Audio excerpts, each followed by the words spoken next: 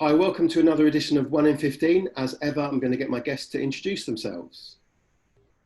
Hello, I am Stella Creasy and I'm the Labour and Co-operative MP for Walthamstow, God's own country. Brilliant, thanks Stella. It's lovely to catch up with you, and sad in this instance that we're not sharing it over a cup of tea and a slice of cake, as is the right and only proper way of doing things in Walthamstow.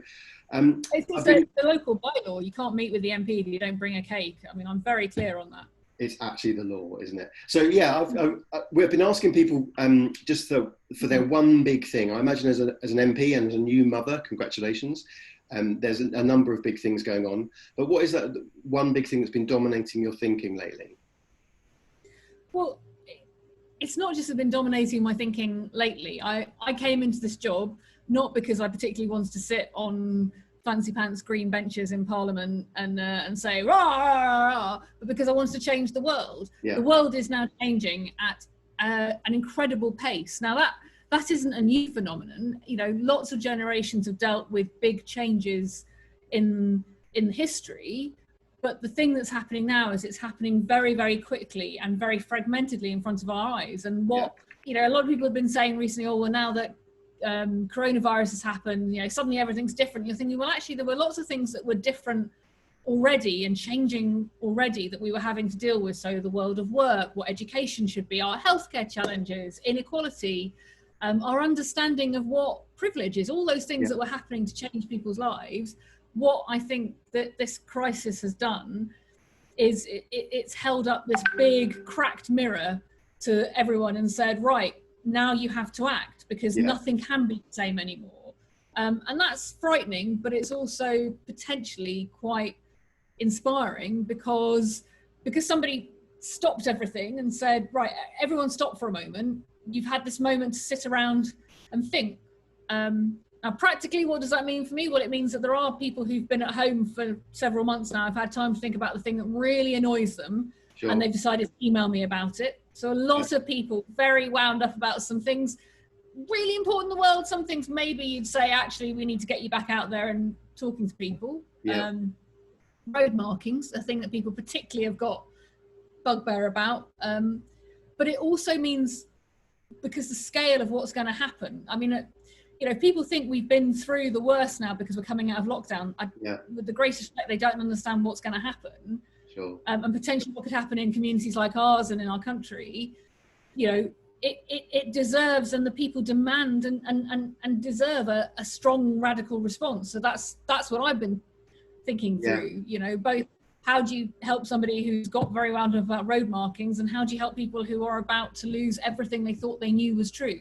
Yeah, I mean, and that's really interesting. Some of the other interviews I've had with people, we've been kind of weighing up how the pandemic has maybe given us a different lens to look at things that have always been there.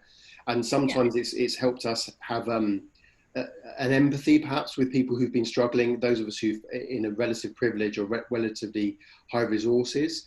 And others of us have felt very, very fragile, you know, the different responses to our employers about furlough or not, or losing a job, or being put on temporary hold. And it's been really interesting to me to kind of reflect on that kind of, that on one sense, yes, the pandemic is huge and seismic and unprecedented, which is a word I was desperate to avoid using, but I've used it. But on the other hand, you know, change is an ever constant. Change is the one thing that has always been there, perhaps with death and taxes. And our response as individuals. It's always bad TV. You can never get away from bad TV. Yeah, and in Walthamstow cake, obviously being the other constant. But that idea that, you know, we're at one and the same time, we're both not in as much control as we hope we are or want to be, but also perhaps more in control than our fears would lead us to believe. And I guess that's one of the challenges of being an MP at this time, is trying to help people negotiate that. What can we do? What can't we do space? So one of the things I've always felt passionately that politics should do is it should show people, I mean, my very dear friends are very famously associated with this phrase, that they have more in common. That's what Joe Cox said. But also it should show people that they have a shared interest and a shared empathy. And actually, I think one of the things our politics has really failed at, frankly, in the time since I've been an MP, and I hold myself fully accountable, we haven't been able to get people to understand what it's like to walk in somebody else's shoes, to then recognize how much investing in each other and believing in each other and supporting each other benefits everyone.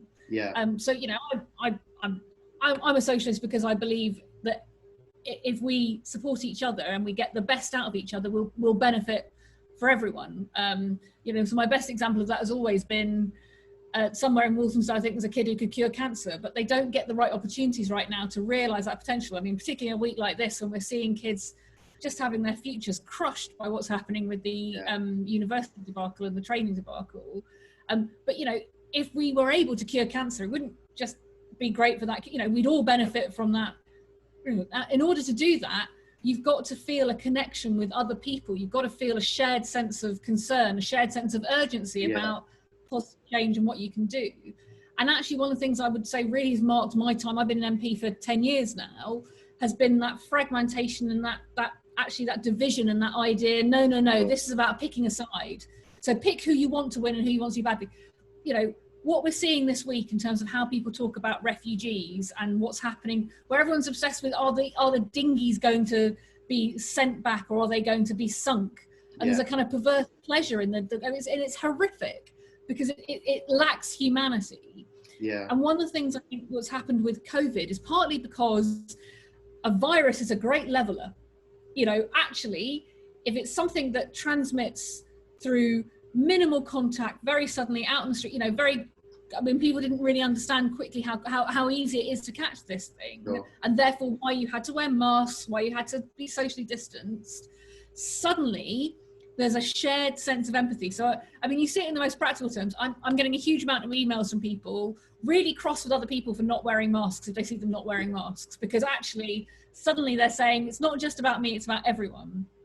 And you think, well, that is a shared sense of concern, and our politics at our best brings people to see the other person and to see their lives and to see what would happen if that person's life isn't realised, because you will miss out too.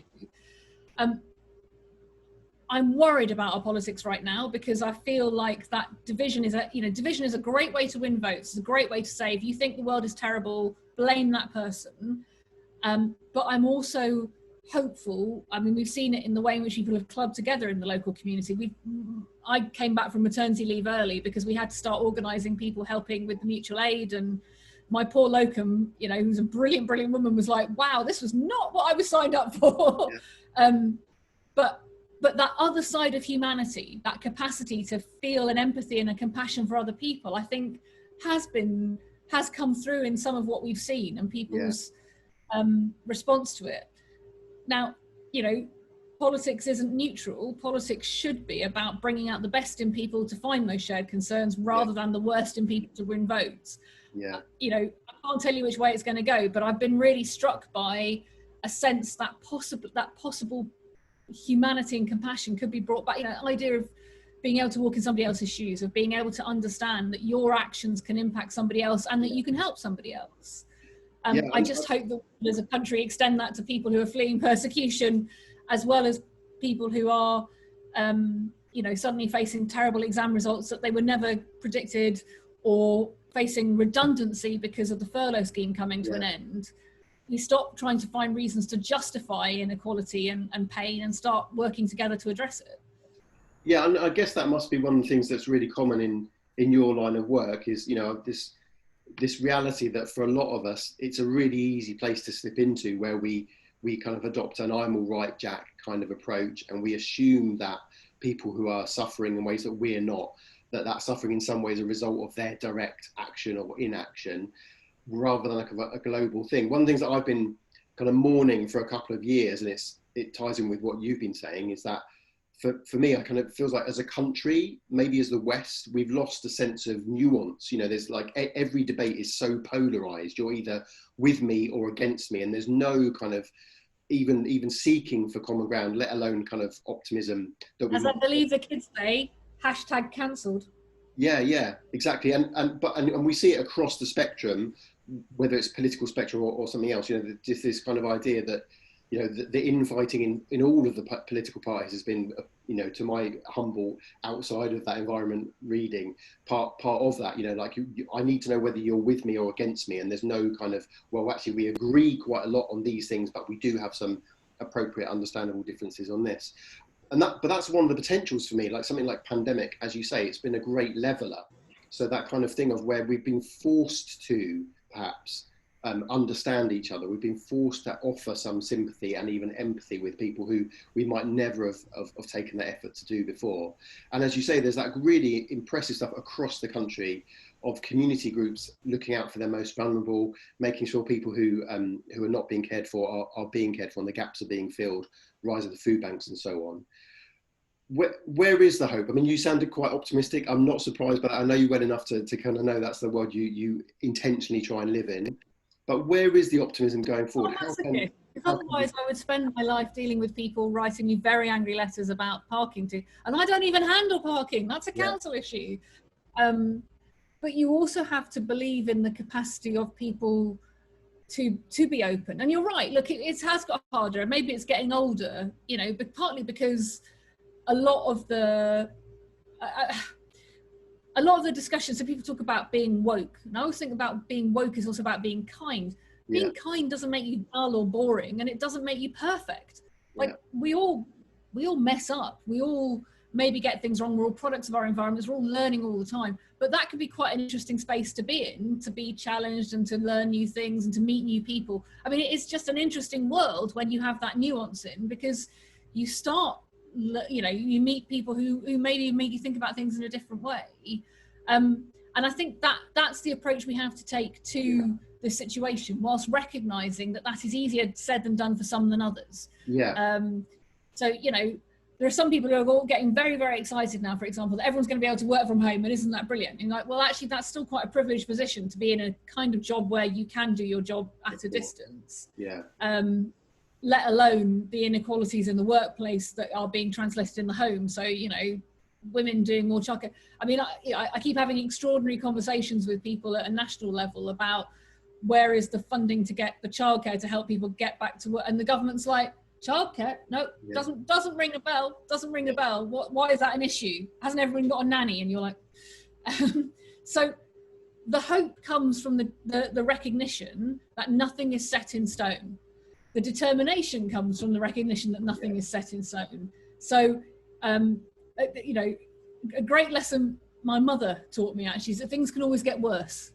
Actually, just when you think, well, this is a situation, you know, it could still get worse. That's not just about having a second spike. It's not just about the unemployment. There are always choices to be made. And while there are choices to be made, there's always hope. Because you can choose to do things differently. So I come at my politics from that. You know, that's why I do what I do. That's why I was a youth worker like yourself, and I got into politics. I don't see it as different, because it's about the changes that you can make. It's a different platform to do it, and it's maybe a broader canvas to it, because you do have to try and help people who are really annoyed about parking understand what their options are for that, because that's being in their shoes and going, well, this is a thing that really has upset somebody, and where they feel disempowered, and they feel disempowered about that, they'll feel disempowered about something else. But we have choices to make as a country, as a society, as a community, about how we approach anything and everything. And we can choose to be the worst of ourselves, or we can choose to do that extra bit of work to be the best of ourselves and to be inclusive and to have fun doing it. You know, it's just, I guess, I'd say in the last 4 or 5 years in our politics and in our wider society, we've maybe chosen to retreat, and we've maybe chosen to whinge, and we've maybe chosen to be unkind, because sometimes that can make you feel good that you're not the person people are picking on. And that, you know, we've all seen that. We've all seen that in each other. No one's perfect, but we have an opportunity now to say, well, okay, let's try. Let's not be the thing that we think is really damaging, because it's hurtful. That's what gives me hope, that people do want to do that. And that, I mean, we're pretty much bang out of time, and that's a perfect place to end it. I mean, with my coaching hat on, I would say that's a really common approach to try and get clients who are struggling with other people to do, is just say, you know, it's a variation of walk in their shoes for a while. You know, even if you don't, to consider somebody else's viewpoint as valid or as having some validity in it, doesn't mean you have to convert your own viewpoint to that. And actually it creates, doesn't it, a space for constructive dialogue. It doesn't always solve things, but at least you can have that compassion that comes through that constructive dialogue, and that hope that together we can work to make it better as opposed to worse. And as you say, every choice is As I get older, I realise there's a huge weight we can lift off all of our shoulders about not having to be right all the time. Yeah. Because actually that's really quite tiring and really quite draining to think I've got to be right and perfect all the time. What you've got to be is open to change if you got it wrong. Brilliant. Stella, we've run out of time. That's perfect. Thank you very much. You've been a fantastic guest. Of course you were going to be. Good luck with the mothering still, and good luck with the politicking and everything else you're involved in. And the cake. Always, always cake. Thank you, Stella.